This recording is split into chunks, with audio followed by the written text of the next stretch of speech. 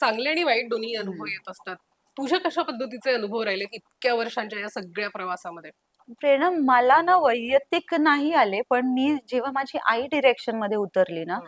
तेव्हा मी overall scenario बघितला ना, तर मला असं वाटतं एक तर आपल्या इंडस्ट्रीत मराठी इंडस्ट्रीत फार कमी महिला दिग्दर्शक आहेत. म्हणजे इफ यू सी ज्या बरोबर. आहेत त्या खरंच खूप छान आहेत, पण त्यांना तेवढा वाव मिळत नाही.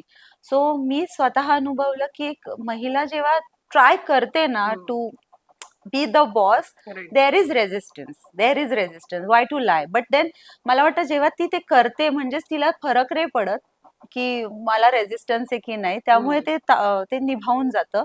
पण I have experience it, but again times have change.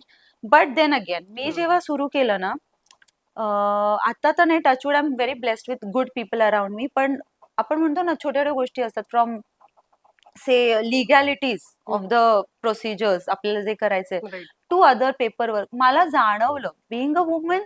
I won't say कोणी खाली खेचतं वगैरे, आता ते दिवस राहिले नाहीयेत, बरोबर. पण you feel the difference, you feel slightest of resistance from main. हं. आय डोंट नो, म्हणजे मला पण अगेन मी म्हटलं तसं आपल्याला फरक पडत नाही, पण तो फील होतो.